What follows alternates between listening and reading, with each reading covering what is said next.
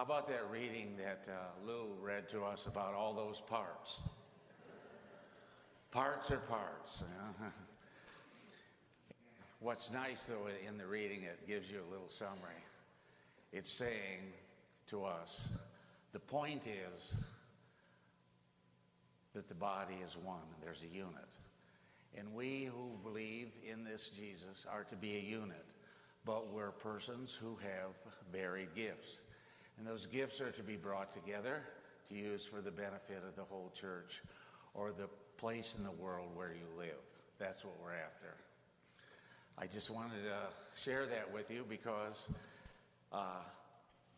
when you have readings that are so long, I was formerly a teacher, and I can see the heads in church start to do this. That's when you lose your students. So we do that little summary of that so that we understand what this gospel is.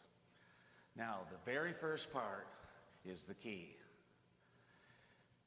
Down after Jesus was here, and the apostles together with other believers who began to explain the life of Jesus, there are people who objected to who this person was. And that's why he uses the language he does there. We want you to be able to believe what we say is true. And what is said then could be said in this world some 2,000 and some years afterwards. We want to be able to believe that what was handed on to us was true. And that's why those words are given there, so that you and I are clear that this Jesus is a real person, and he came into this world, he spoke to us, and what he said was true, and what he said he meant, and what he said we're also to be able to incorporate into our lives. Now, the important issue is this, and I've mentioned this to you before. Those persons with power years ago, when they came into the midst of the people over whom they had the power, they always asked for stuff, whether it's food, animals, gold, silver, jewels, whatever. They were always exacting something. So the writer here wants to make something very clear about who this Jesus was and how he acted. He went to the poor, the suffering, the captives, those persons who were sidelined and marginalized in their communities. Those are the persons to whom he went, and he spoke with them. And when he spoke with them, they experienced something very different. The leaders at that time always talked down to them. When Jesus spoke with them, they felt something so different, that this person was actually interested in them, and that he was speaking as a peer, not as one above with power. This was very, very new. It's a new paradigm, a new example, that one with power would talk to the lonely, the little, the suffering. But that's how Jesus did his ministry. And the writer of this gospel wants to make it really clear about Jesus' ministry and how he wants us to go forward. Because the example given by Jesus is the very example that we follow in our lives. That we too look after the sick, the suffering, the dying, those who are marginalized, those who are captives. Now I need to ask you a question at this time, so heads up straight, please. No snoring. About how old was Jesus when he started his ministry? What were you told? Okay. From the time he was born to his 30, was he on unemployment compensation? What was happening there? He was a carpenter. Was he getting paid? tables and chairs. I wonder if Art Van ever had an order from there. Now, you would say, dear, that's a long time to wait to do ministry. Would you like to know the reason why? Say, yes, Father. Very important in a culture like that, because I lived as a missionary in a culture like that. He had to be a peer among them, or he would not be listened to. The other thing is that he had to speak truthfully. In the language that I spoke, they used to call persons who would get up and not tell the truth, and what we call have elastic truth, where it's like you ask somebody how big that fish was, and depending on who they're talking to, the fish gets bigger and bigger. Well, he wanted to be sure that Jesus was speaking the truth and not one of those persons. And as I mentioned, in the language they used to speak, they called it Abu Nawas. And that means a person who doesn't really know much and just lies his face off. They wanted to be sure that that was not the case. Now, how does that apply to you and me? We are the ones now who have this message.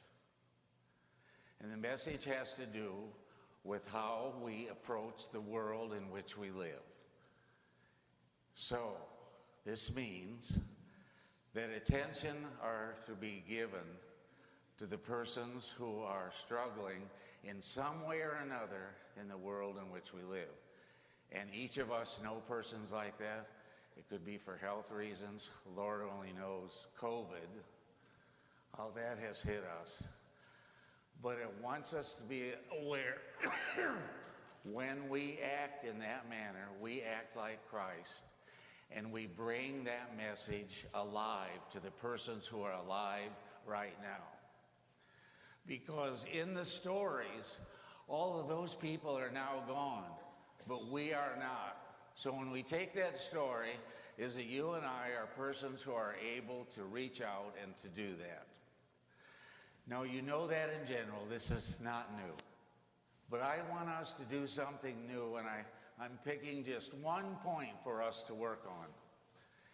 And that is the ability to be able to affirm the persons that we meet.